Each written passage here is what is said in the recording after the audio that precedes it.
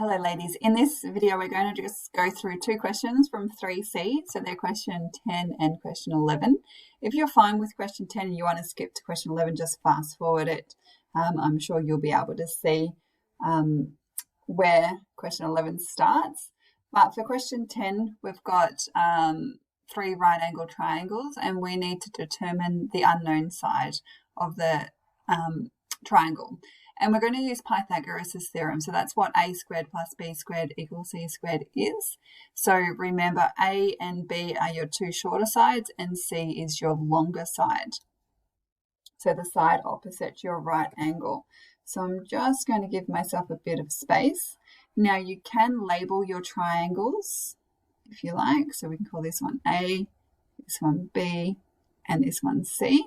And that'll just allow us, when we're doing some substitution, to actually make sure we're putting the values in the right spot. It doesn't really matter about A and B. You can call this one A and this one B, but C always has to be your hypotenuse, your longer side. All right, so let's move on. So we've got 4 squared. Okay, so I'm just substituting it into this formula here. 4 squared plus b squared, so 4 squared plus 2 root 2. Now I'm going to put that in brackets just so we remember to square the 2 and the root 2. And that is equal to c squared. So 4 squared is 16. When we square both the 2 and the root 2. So 2 squared is 4. And then root 2 squared. So the square and the square root sign basically cancel each other out. And remember, there's a multiplication sign in here. It's just not written. So we're going to have 4 times 2. And then we've got 16 plus 4 times 2, which is 8, equals c squared. And then, so that's 24. And then c is your square root of 20. It's about to write 24. And then you can simplify that a little bit further. So I might just give myself a little bit of space. So remember, when you're simplifying, you're looking for the highest square number. So your square numbers being 4, 9, 16, 25, and so on. So the highest square number that goes into this is 4. So instead of 24, I'm going to write 4 times 6, because it's the same thing. 24 is the same as 4 times 6, but it just allows me to simplify. So the square root of 4 is 2, and then we've got 6. So your unknown side here is 2 root 6. All right, let's do question B. So again, labeling it, A, we'll make this one B and this one C. So it doesn't matter which one is A or B, as long as C is your longest side, or your side opposite your right angle. Okay, so let's substitute those values in. Remember, we'll just put that in brackets. Then we've got B is unknown, and then C squared is 3 root 6, and I'm going to put that in brackets as well. Okay, so we square the 2, so it's going to make that 4. Square the root 6, so that's going to be 6. And then on the right-hand side, 3 squared is 9, and then square root of 6 squared is just 6. So 4 times 6 is 24. 9 times 6 is 54. And then we're just going to have to solve for b squared. So subtract b squared, subtract 24 from both sides. So just to get rid of that. So b squared is equal to 54 minus 24 is 30. So b is equal to the square root of 30. Now you've got to see if you can simplify that any further. Does 4 go into it? No. 9, no. 16, no. So that's the simplified form, the square root of 30.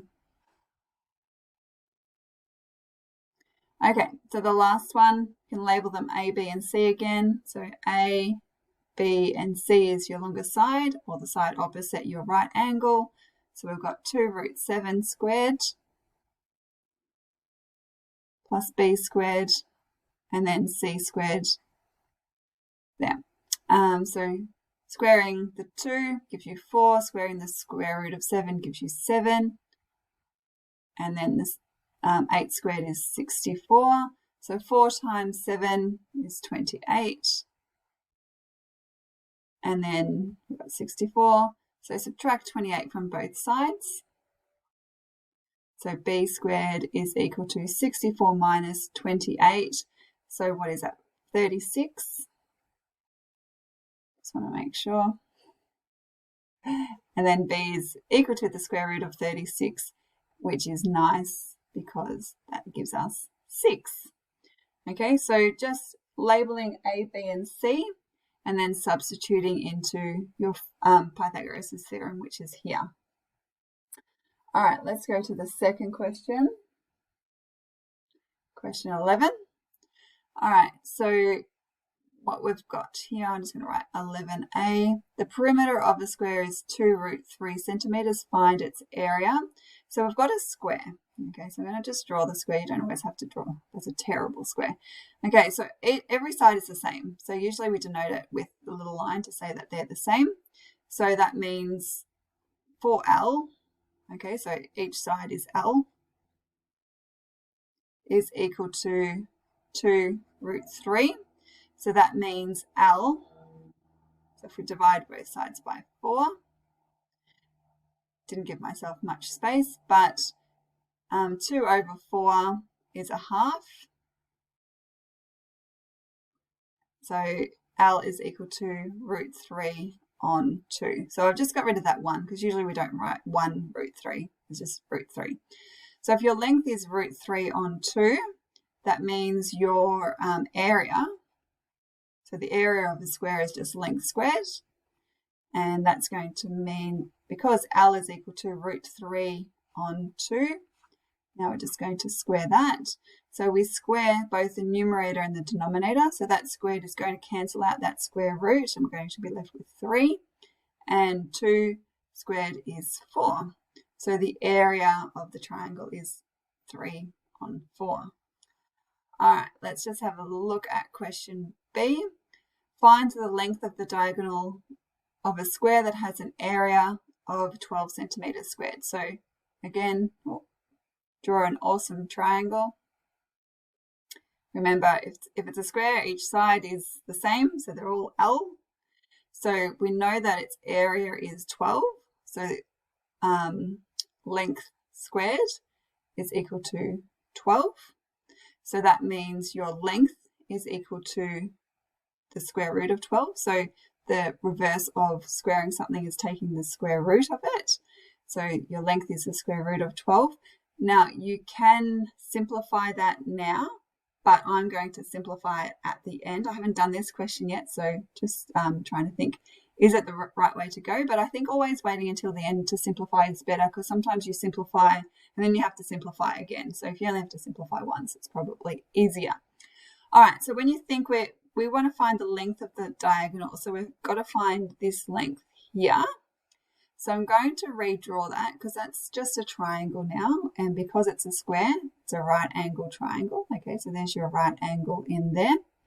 This side is root 12, and this side is also square root of 12, and we want to find this side here, C, our hypotenuse.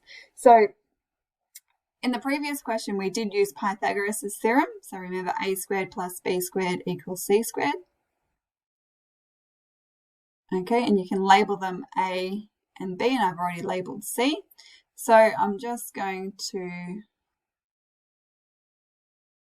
put them in, whoops, I've got the square root sign, equals C squared.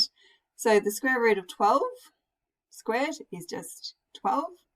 And then doing the same, square root of 12 squared is just 12.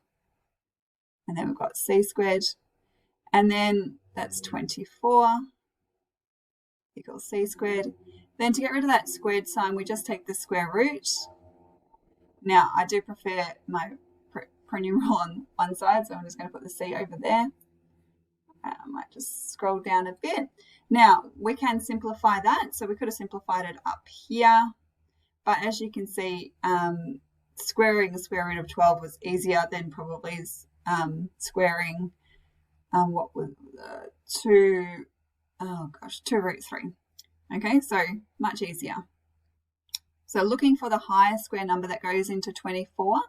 So 4 goes into it, 9 doesn't, 16 doesn't. So the highest square number that goes into 24 is 4. So 24 times 6, square root of 4 is 2. And then you're just left with the square root of 6. So your unknown, or your diagonal, is 2 root 6. Okay, bye.